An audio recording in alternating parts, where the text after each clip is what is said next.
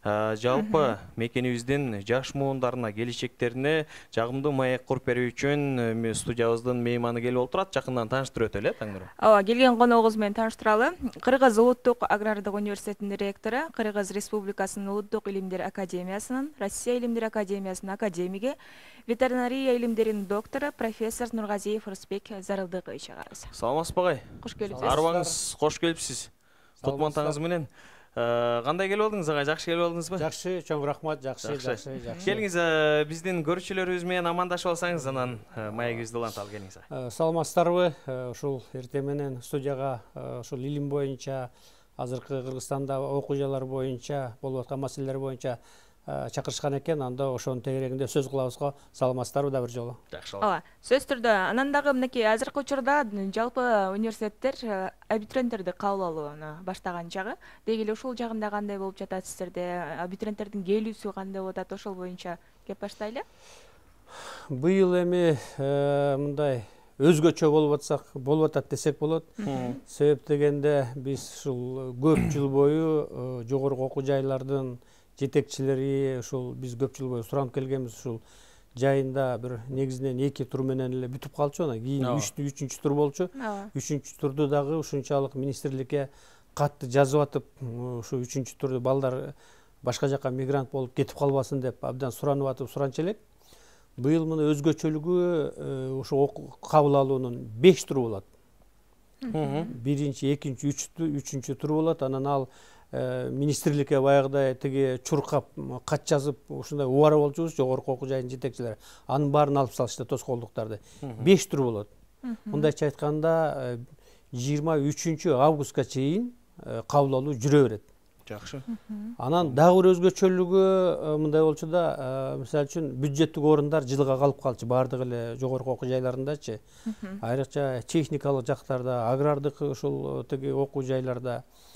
Быйыл болсо ал абдан бул маселеде жакшы чечилди. Биз мурун эле сунуш кылып келгенбиз. Мисалы үчүн 10 орун болуп калса, мисалы үчүн 20 бала тапшырса, ошол бюджет эң акыркы турда калып калса, 10 бала кайра документин алып кетип калса, берки 10 баланы биз аларды кайра кабыл алачу эмеспиз, аягында калган. Азыр болсо эгерде бюджеттик орунга 5 бала 5 орун калса, 15 бала тапшырса, тиги 5 бала мындай кайра документтерин алып кетип калса, биз кийинки эле 7-8, 9, 10 орундагы балдарды жылдырып коюуга мүмкүнчүлүк түзүлдү да.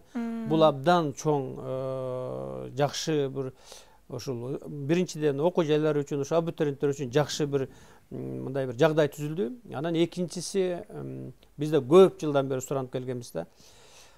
Ушул ОРТ-сынан тапшыра албай калган балдар ушул жүрүп эле анан мисалы Россияга же башка мамлекеттерге мигрант болуп кетип калып атат. Ушуну дагы бир жолу ушул тиги ОРТ-ны тапшырсак да, мына быйыл кышында дагы бир жолу тиги ошол окко өтпөй калган балдар, мисалы кээ бир алгандай шартына жараша тапшыра албай калат. Экинчи жолу кабыл алуу болот кышында. Бул дагы өзгөчөлүк болуп атат. Министрликтин ушул биздин ушул абитуриенттерге түзүп берген чоң мүмкүнчүлүгү да, балдар окуйм деген балдарга. Жакшы. Жакшы агай, анан ошол жылына 2 жолу кабыл алуу быйылкы жылдын эсебинен иш процессине ашат агай, э? Быйыл мына ошол эле балдар балким үйүнүн шартына жараша же бир башка жактан келе албай калып, мисалы үчүн азыр окко тапшыра албай калса, кышында эле ошол эле алган тиги балы менен эле кайра тиги конкурска катыша бергенге чоң мүмкүнчүлүк түзүлдү да. Бул эми биз жаштарга колдон келишинче шарт түзүп беришибиз керек да. Мына жаштардын баары өзүбүз жакшы билебиз, канча деген мамлекеттерге мигрант болуп кетип калып атышат. Алар дагы кайра окко тапшырганга чоң мындай бир аларга жол ачылды да. Жаштарга мындайча айтканда бул биринчиден алардын окуусуна, экинчиден мына Кыргызстанда калып келечекте Кыргызстанга кызмат кылганга дагы шарт түзүлөт. Жакшы. Жакшы агай, анан эми дал ошол мына илим жаатында жакшы бир жаңычылдар болуп, жаңы багыттар башталууда. Анан ушул кече жакында эле бир нече бир канча окуу жайлар, жогорку окуу жайлар өзгөчө макам алды. Анын арасында дал ушул сиз жетектеген Скрябин атындагы агрардык университет дагы бар албетте. Анан ушул менин билишимче агай 5 университет алды, өзгөчө макам. Биз жалпы жонунан ала турган болсок, мамлекеттик макамы бар өлкөбүздө 31ге жакын окуу жайлар бар, жогорку окуу жайы. Анын арасынан 5-өө кандайча иргелип калды агай? Мындайда биз мына быйыл эгерде айтсак Кыргыз Улуттук агрардык университет эл аралык көз карандысыз аккредитациядан өттүк. Мындай жогорку окуу жайлар аз эле Кыргызстандачы. Болгондо эл аралык көз карандысыз аккредитациядан өттүк да. Бул азыркы күндүн талабы.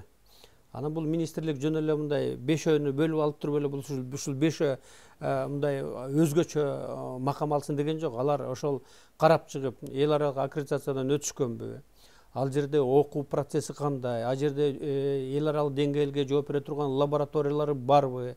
Илимий макалалары кандай тиги журналдарга чыгып атат дүйнө боюнча? Андан сырткары жылыга ошол көз карандысыз эл аралык рейтингди чыгарып турушат. Ошо жогорку окуу жайлардын. Биз ошол жогорку окуу жайларды ушу 5 жылдан бери биринчи 5-inde келе атабыз да. Ушундай чоң көрсөткүчтөрдү карап отуруп, анан 5 ушул университетке ушундай өзгөчө макам берди да. Анан бул 5 эле университет менен токтолуп калбайт. Бул макам алгандан кийин мына өзүңүздөр көрдүңүздөр кандай чоң талап койду.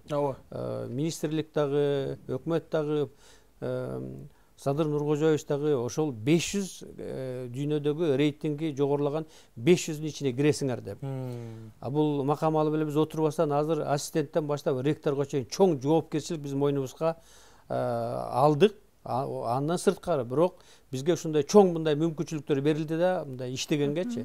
Ошон үчүн 5 жогорку окуу жайын бул министрлик тандап туруп, анан ошондон кийин бардык көрсөткүчтөр менен ушундай макам бергенге татыктуу деп өкмөткө андан президентке сунуш кылышты. Агай, бул ушунун айланасында сөз кыла турган болсок, бул макам кандай артыкчылыктарды берет агай?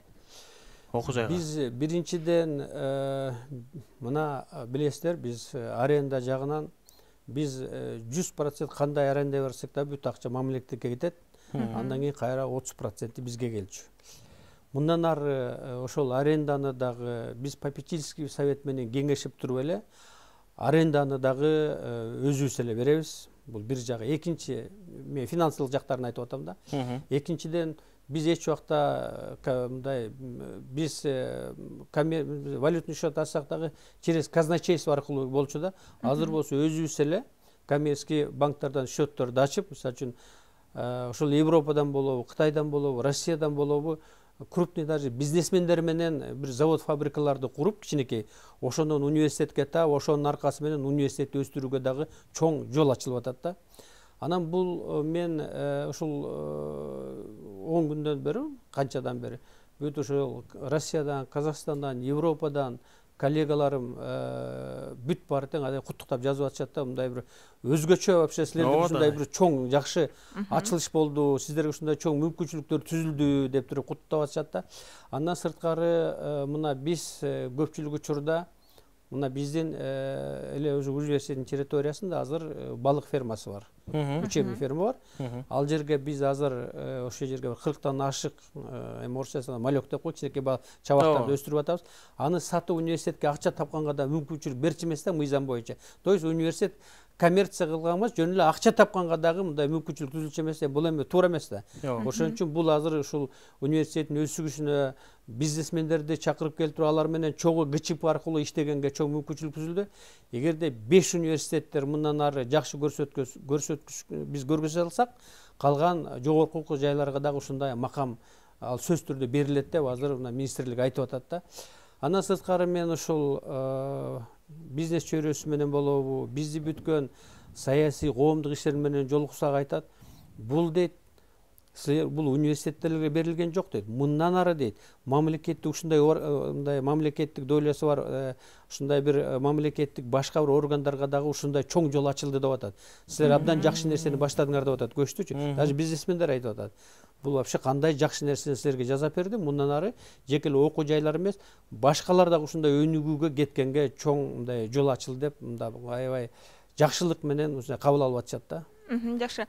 Мынакей эфирден сырткары дагы айтып калдыңыз, гений инженерия жүргүзүп жатабыз депчи. Ошолор боюнча кененирээк айтып берсеңиз. Биз азыр дүйнө жүзүндө бул жеке эле айыл чарбасы эмес, айыл чарбасы болобу, медицина болобу, биология болобу, бул бардык тарапта азыр ушул гений инженерияны колдонуп чоң мүмкүнчүлүктөр болуп атат. Мисалы үчүн мен азыр 3 нерсени айтып кетейин. Мына медицина тарапта генетически көптөгөн оорулар бар. Азыр ошол 2019 жылы Россияда президенти Путин кол койгон атайын ГАЗ-9 деген программа бар. Ошонун негизинде буларга чоң акча бөлүнгөн дагы бул эми дүйнө жүзүндө жүрүп аткан нерсе ошол клетканын геномдук ылдыйкы деңгээлге чейин түзүп өтө чоң бул эми бул абдан чоң ачылыштарда ошону менен жана генетически ар кандай ооруларды дарылоо жана алдын алуу боюнча бул медицина тармагына тийиштүү. Ал эми айыл чарбасына тийиштүү, мисалы үчүн мурдатан эле акырын иштеп келгенбиз, безвирусный картофель деп коет. Бул кичинекей ошол жакшы геномду алып алып туруп, андан кийин өстүрүшүп, андан урук чыгарышып, мындайча айтканда эч кандай оорусу жок жакшы картофелдерди таратуу боюнча. Бул биринчиден анын түшүмдүүлүгү абдан жогорулайт. Бул өзү ГМО эмес, ал ГМО деген мындай да генно модифицированный болгондо ал баягы бир ооруга туруштук болсун же болбосо мындай бир кургакчылыкка туруштук берсин дегендей ар кандай тиги өсүмдүктөр чыгарышкан да. Бул жерден болсо эч кандай тиги ГМОсу жок эле ошол жакшынакай оорубаган картофелдерди чыгарып элге таратып түшүмдүүлүгү дагы жогорулайт да. Азыр соя боюнча мына ошондой иштеп атабыз. Азыр жакында бизге 8 августта Кореянын Тул Джен деген чоң компаниясы бар. Бул Америкада, анан Южный Кореяда Нобелевский премиянын чоң жетекчилиги астында түзүлгөн центрда. Алар менен азыркы күндө биз уже безвирусный картофель менен иштей баштадык. Биз азыр лабораторияны даярдап атабыз, күзүндө алар менен иштейбиз. Кыргызстанга ошол элге, фермерлерге, айыл чарба министрлигине жардам берүү боюнча. Экинчи соя менен азыр алар өзүлөрү иштеп атышат. Алар келсе азыр ошол Россия башка мамлекеттер менен биригип бизге дагы Кыргызстанга ошол Тул Джендин кичинекей лабораториясын ачуу боюнча ошо кол коюуга аракет кылып атабыз да. Себеп дегенде бул жерге менимче медиктер да кирет болуш керек. Биз айыл чарба тармагында иштеген окумуштуулар да киребиз. Биз баардыгы тең азыр дүйнө жүзүндө мейли урук чыгарабы, башка чыгарабы, булар ошол молекулярдык деңгээлде болуп калганда биз да алардан калбашыбыз керек да. Бизде дагы күчтүү ошол Европадан окуп келген, Америкадан окуп келген, Япониядан окуп келген жаш окумуштуулар бар. Азыр ошолорду жакшынакай команданы түзүп, ошол 8-inde ошол Кореядан келген окумуштуулар менен жолугушуунун астында туруп атабыз. Жакшы. Анан эми баягы илим жаатынан ала турган болсок, кандай жаңылыктар болуп атат агай? Кандай ачылыштар болуп атат илим жаатында? Кеп козгойт элгелиңиз. Илим жаатында бул эми ушунчалык биз айтабыз го, замандагы мындайча айтканда космический ылдамдык менен өсүп атат депчи. Анан илим дагы ошол ылдамдык менен өсүп атат да. Мына көрдүңүздөр, ковид учурунда мен өзүм илим тармагында мен өзүмдүн багытым бул өзү вирусологмун. Анан фундаментальный вирусология бул ошо медицина болобу, ветеринария болобу, фундаментальный 100% бири-бири менен окшош да. Фундаментальный деген лаборатория жасалып аткан жумуштар.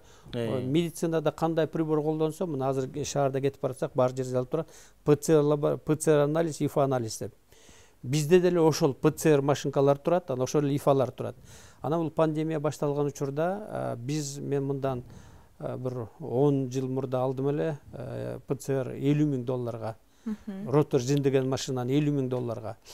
Ошону медиктерге өткөзүп берип 2 жыл ошол жанагы диагностикага шаарда колдонушту. Жакында эле кайра өзүбүзгө алдык да. Андан сырткары секвенатор деген өтө $150,000-200,000 атайын аппарат бар, аспап бар да. Эми анда Кыргызстанда 3 эле, анын бирөө бизде ошол мен убагында ветеринарий институтта директор болуп иштегем, ошол жерге алганбыз $200,000. Ал жерге иштей турганга дагы өтө күчтүү мындай дүйнөлүк лабораторияда 1-2 жыл иштеп келген балдар иштеш керек да, андай балдар бар. Мына ошонун негизинде ал илимди кандай кылсак болот? Эгерде даже биз мына айтып атпаймынбы, омикрон штам келди, башкалар келди депчи, аны ошол жерден каяктан кайсы штам келгенин ошо изилдегенге мындай мүмкүнчүлүктөр бар да. Анан илим тармагына алып келе турган болсок, баардык мына ошо айыл чарбасы болобу, медицина болобу, бул айрыкча молекулярдык деңгээлде ген инженерия илими аябай өнүгүп атат да. Мына ковид болгондо деле бүт вакцинанын баары тең негизинен бул ген инженердик вакциналар болду. Спутникте деген вакцинаны алсак деле, Pfizer'ди алсак деле, баарын тең эле бул баары тең негизинен ген инженердик вакциналар. Мындайча айтканда илимдин жетишкендиктерин колдонушуп ошондой вакцинаны чыгарышты. Мына Казакстанда ошол коронавируска каршы вакцинанын авторлору Казак агрардык университетинде центр вакцинология бар. Ошол жерде Тыбынов деген мен жетекчилигим астында кандидаттыгын коргогон. Ал эми мына жерде биздин жаныбызда 90 км жерде Казакстандын биологиялык коопсуздук боюнча чоң институту бар. Мурун Атарский деп койчубуз, мындай жабык институтта Союз мезгилинен калган. Ал жерден дагы бир вакцинаны чыгарышты. Алар дагы ошол авторлордун бири мен жетекчилигим астында докторлугун коргогон да. Bizde окумуштуулар бар, бирок аны жасаш үчүн өтө чоң шарт, лаборатория керек. Ал лабораторияны Казакстанга америкалыктар куруп берген, эки лабораториясын тең $50,000, $50 миллион. Аны азыр дагы Казак мамлекети ал жерге $100 миллион берди бул атарга. Булар чоң ушул лаборатория болуп атат. То есть илим уламдан улам өнүгүп атат. Сөзсүз түрдө аларга лаборатория керек да. Кыргызстанда дагы мына көпчүлүк өнүккөн, мындай илимий өнүккөн мамлекеттерде түшүмдүүлүгүн жогорулатуу боюнча ошол эле арпанын, буудайдын, жүгөрүнүн биз азыр дүйнөлүк борборлор менен биригип ошолорду болгон тажрыйбаны өзүбүзгө алып келүүгө аракет кылып атабыз. Айрыкча мен башында айтып өттүм, мына картошканы деле жакшынакай биз фермерлерге ошол Европада чыгып аткандагындай сортторун жасап берсек, бул ал колдон келе турган жумуш, алар менен иштеп атабыз. Бул дагы бир чоң маселени чечкенге тамак аш коопсуздугуна чоң салым болот эле университеттин.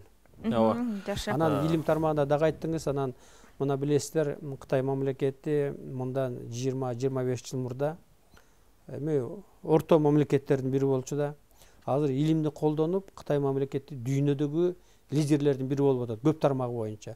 Булар эмне кылышты? Булар ошол космос болобу, физика болобу, медицина болобу, агрардык тармак болобу, булар технопарктарды курушуп, ошо технопарктарга дүйнөдө эмне жакшы болсо өзүнүн тармагы боюнча алып келишип, ошо айыл чарбасы боюнча болобу же медицина боюнча бүт мамлекетке таратып, аны мамлекетти көтөрүп кетишти.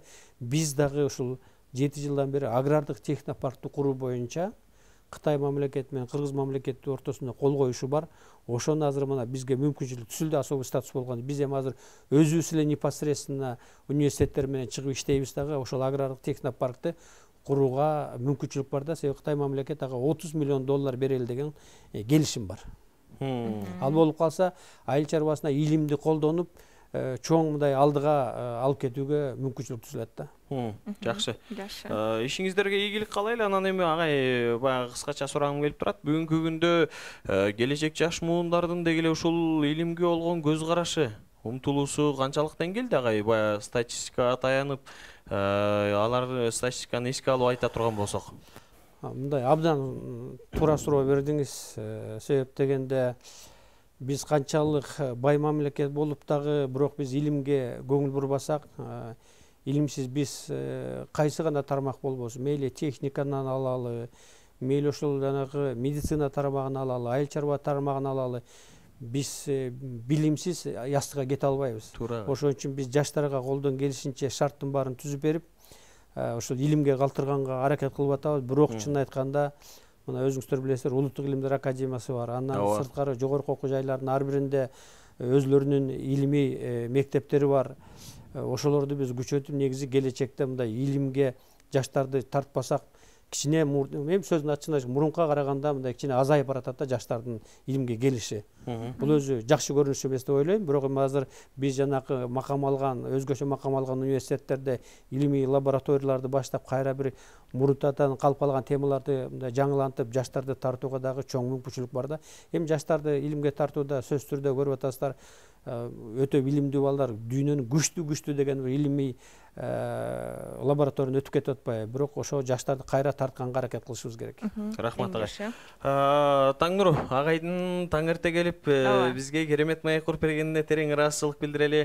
Бар болуңуз агай, ишиңизге ийгилик каалайлы. Буюрса мына эми өз сөзүңүздө баса белгилеп өткөндөй эле, мына чет жерлердеги жаңылыктар биздин өлкөдө да буюрса орун алышы бул толук түрдө экен. Ошол ийгиликтер буюрса ишке ашсын дейли. Анан эми маегибиз куру болбосун агай, агай келиңиз, жалпы ушул окууга тапшырып аткан абитуриенттерди чакырык таштап, алардын окууларына ийгилик каалап агай келиңиз.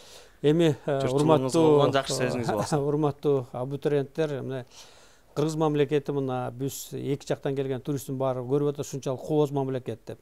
Ал кооз мамлекетти мындан ары өстүрүү сиздердин жаштардын ошол мен ойлойм сиздердин колуңуздарда. Ошон үчүн мына азыр ушундай жакшынакай шарт түзүлүп атат. Өзүңүздөр кайсы үйдө отуруп эле мына азыр окууга тапшырып атасыздар. Мейли ушул көл болобу, нарын болобу, Баткемби, Ошпу, Жалал Абадпы, ошон үчүн ушундай мүмкүнчүлүктөн пайдаланып окууга тапшырып Кыргызстандын келечеги үчүн кызмат кылганга сиздер даяр болушуңуздар керек. Сиздерге жакшы билим бергенге биз даярбыз. Рахмат агай. Бар болуңуз. Жалпы жамаатыңызга ЛТР телеканалынан ысык салам айта барыңыз. Иштериңиздерде ийгилик болсун. Дагы да буюрса мына ошол жогоруда баса белгилеп өткөн жаңылыктарыңыздар ишке ашып, ошол иш пландар буюрса бир жалпы журтчулукка пайдасын берип атканда дагы студиябыздан жакшы жаңылыгыңыз менен күтөбүз агай. Рахмат сиздерге. Ишиңиздерге ийгилик каалайм. Рахмат сиздерге. Айткан пландарыңыз орундалсын. Дагы да болсо Кыргыз элинин келегине жараган уул кыздарды дал ушул университеттен чыгарып жүрө бериңиздер. Рахмат айтканыңыздарга чоң рахмат. Таңнур, эмне дейсиз? Биз албетте мына ушундай билим алуу ийне менен кудук казгандай дейт. Же болбосо китеп менен дос болсоң, баягы дүйнө таанымың кеңейип, адам баласы дегиле алфавиттин а тамгасын тааныгандан өмүрүнүн акырына чейин китеп окуу сунушталып келет эмеспи? Андыктан китеп менен дос болуп, өзүңүздөрдүн билимиңиздерди тереңдетип, дагы да болсо мекенге, эл жерге кереги тийген уул кыздардан болуңуздар дейли. Анан дагы карачы кандай гана керемет ыңгай шарттар, Таңнуру. Болгону шылтоо кылбай окуш керек экен. Андыктан жалпыңыздарды окууга чакырабыз. Биз болсо эфирдик сапарыбызды алдыны көздөй улантабыз.